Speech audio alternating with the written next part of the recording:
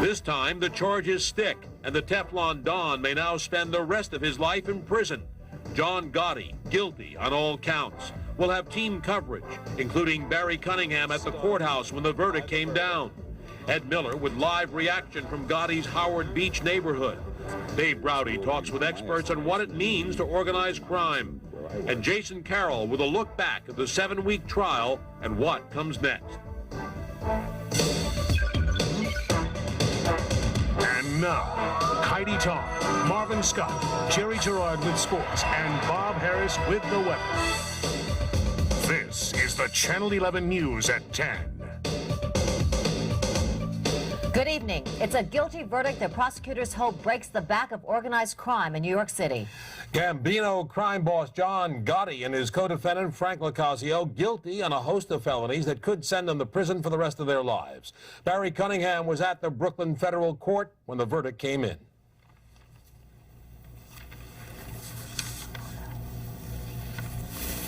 A supremely confident John Gotti had spent most of his 7 weeks on trial thumbing his nose at the prosecutor, muttering obscenities against the government, and laughing off testimony that he is the godfather of the nation's richest and most murderous crime family.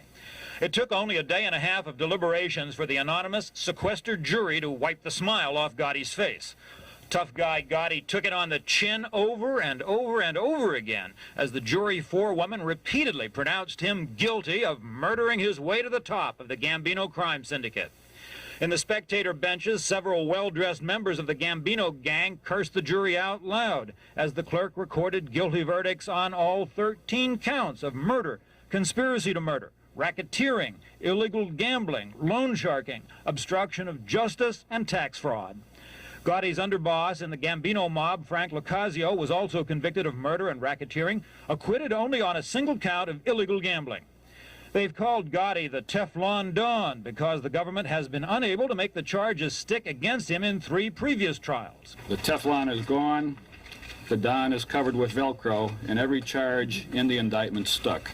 It's been a long road. Justice has been served, and it feels awfully good. The government maintained that the best evidence against John Gotti was his own voice, secretly recorded on FBI surveillance tapes. You tell this punk, I'll meet John Gotti, you'll settle your mother head off. You know better than the case. Gotti was heard discussing the daily business of the Cosa Nostra, everything from gangland rubouts and labor racketeering payoffs to his own recipe for cooking pasta with lentils. If John Gotti was acquitted, I thought it would give a shot in the arm to organized crime throughout the United States, and John Gotti would achieve a status that not even Al Capone or others in the past have achieved. I was convinced if John Gotti was convicted, it would be the death knell for organized crime, traditional organized crime as we know it in the United States, and I think that's what happened. I'm not going to say it's going to be gone in a year, but the mob, as we have known it, in New York City and in the United States is on the way out. Gotti's lawyers were stunned by the swiftness of the verdict, which could put Gotti in prison for life with no parole. He took it like a real man, and he has vowed that the fight is not over, ladies and gentlemen, and it's not, I warrant you. Just as surprising as the swiftness of the guilty verdict was how completely the jury believed the government's star witness, Mafia turncoat Salvatore Sammy the Bull Gravano, John Gotti's best friend and betrayer. The bad news for organized crime in America is that Gravano is now set to testify against other gangland leaders in other cities. In the words of the federal prosecutor, they're next. At the Brooklyn Federal Courthouse, Barry Cunningham, Channel 11, News at 10. Well, prosecutors call the verdict a victory for justice, but there's a very different opinion on the streets of Howard Beach. Ed Miller is standing by now in John Gotti's neighborhood. Ed? Heidi, the curious carnival continues tonight outside the Gotti family household. People from all over driving by, trying to get a close-up look at where the Dapper Don used to hang all his expensive gabardine suits and silk ties. On the front lawn, in the middle of a tree, hangs a single yellow ribbon, symbolizing the hopeful return of the family patriarch. For up until today, many neighbors and family members truly believed that John Gotti would soon be coming home. John Gotti's daughter Victoria, clearly upset, covering her face, dashing out of the family house tonight, refusing to talk. But earlier, right after the verdict was announced, she wondered out loud whether anyone believed the government won fair and square, accusing the prosecution of overstepping its boundaries. Many others in Howard Beach tonight agree. I don't don't know. I don't like it at all. I think he should have gotten off. There'll be an appeal and he'll get off because it was very unfair. I think this government sucks. That's all set up. He wasn't guilty. You know, he just trying to make a living like everybody else. Yeah, I think they pulled a lot of dirty tricks. And I don't believe their witness. All the jurors said he was guilty unanimously, beyond the shadow of a doubt. I guess he was. I think he got what he deserved. Really? Yeah. I agree. If all these things that they say about him are true, what the government says about him are true, then he probably does deserve to go to jail. But it just, I just never really felt that he was really like that. This government's no good. Should be out. He's a good guy. He does a lot for the community, you know. Put him away for naught. After initially showing some signs of wanting to speak out about what happened today, the family has now gone into hiding. It is not clear at this hour exactly where John Gotti Jr. is, or for that matter, where Mrs. Gotti is. Reporting live in Howard Beach, I'm Ed Miller. Back to you. Thank you very much, Ed. The heads of 4 of New York's 5 crime families are all either in prison or awaiting trial right now. And with John Gotti facing a possible life sentence, the question arises now, who's in charge? Dave Browdy is standing by now with a look behind the scenes. Dave? Well, Marvin, the man convicted of being the head of the Gambino crime family, will undoubtedly appeal his verdict. But tonight, veteran law enforcement officials are saying they see no reversible error in the trial that ended today with the guilty verdict. They say the Teflon Don has lost his protective coating, and in fact, he's been losing it for quite a while. The event that led to John Gotti's conviction, ironically, was the same one prosecutors say brought him to power, the killing of former mafia boss of all bosses, Paul Castellano. Now they say not only is Gotti in danger of losing his job as head of the Gambino family, his son Junior, the reputed acting boss, is believed in danger of losing his life. I think Junior Gotti, who's really a Neanderthal, I mean, he was never an entity at all. Just because of his father, he was put in that position. This kid is a zero, a complete zero. As I pointed out earlier, he should be looking over his shoulder from now on. Former federal prosecutor Rudolph Giuliani hailed the conviction and said he couldn't imagine a judge in the Court of Appeals wanting to reverse the jury's quick verdict. This was a case in which it would have been inconceivable that a jury wouldn't convict him. There was every form of evidence imaginable, and then some. So this was a case beyond any doubt. But veteran criminal defense lawyer Barry Slatnick, who once defended Gotti, says there was reversible error, more than enough to force a new trial. The main issue of the Gotti case originally was, how could you take a man's lawyer away from him? The second issue then became, how do you take his defense away from him? This has now become a collage or a mosaic of unjust acts. I think the Second Circuit will deal with this thing appropriately. Bruce Cutler, Gotti's attorney of choice, is out of town at another trial.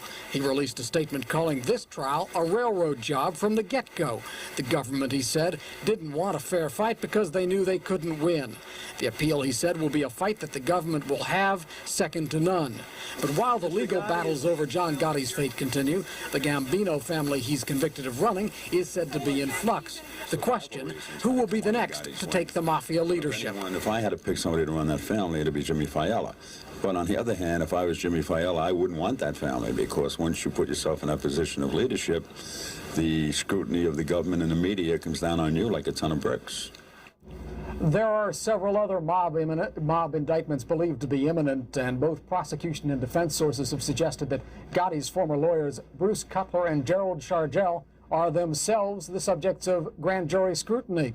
One family untouched by these latest indictments, the Genovese family, is said to be the next one that the federal prosecutors are working hard at bringing down. Katie, Marvin? Thank you very much, Dave. The repercussions from today's verdict are being felt in Washington as well. But Brooklyn Congressman Charles Schumer says the fight against organized crime is far from over. Sometimes fighting organized crime is like fighting the Hydra. You chop off one head and 2 new heads occur. So certainly the traditional Cosa Nostra has been weakened, not only by this prosecution, but by the series of prosecutions. But now there are new gangs on the horizon taking their place. You have the triads, the Asian triads, you have the Jamaican posse. All of these are on the horizon and will inevitably try to fill the vacuum that is created by John Gotti's conviction. So the fight on organized crime is sort of a never-ending war. Schumer says the lessons learned in the Gotti trial can be used to help put away other mobsters. Anyone who thinks... It took prosecutors 4 trials and 6 years to finally win a guilty verdict against John Gotti. Jason Carroll is standing by now in Little Italy with a look back at the case that put the Dapper Don away. Jason?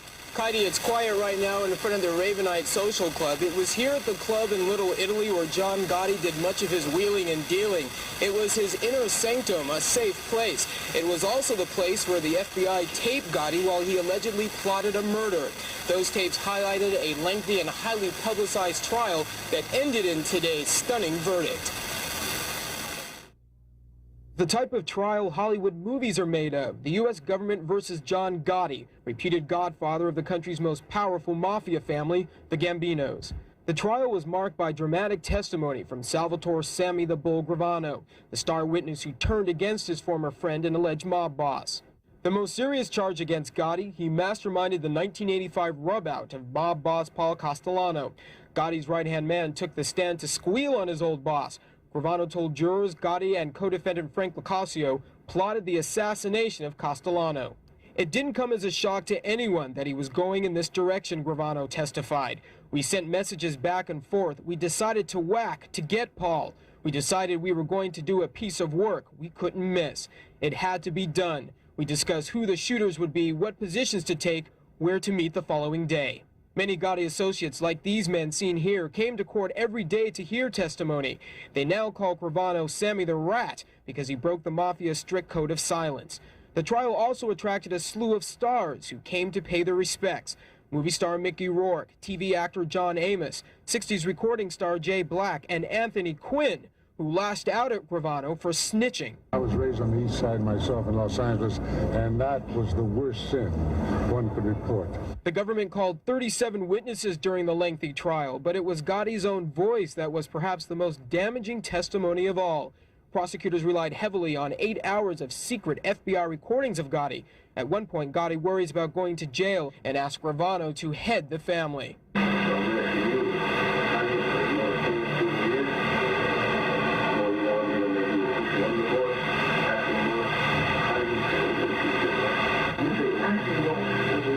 The trial lasted 29 days and tempers flared as it wore on, coming to a peak when the judge threatened to remove Gotti from the courtroom after he blew a sarcastic kiss at the prosecutor.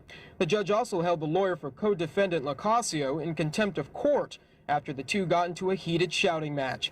For now, the shouting may be over, but the fear is not. It was fear that drove the judge to keep the jury anonymous and sequestered. Tonight, John Gotti's reign as a mafia kingpin may be over. Now we'll wait and see who will be the next person to claim the Ravenite Social Club as his inner sanctum. Reporting live from Little Italy, Jason Carroll. Now back to you. All right, thank you for that report, Jason. Lots more ahead on this.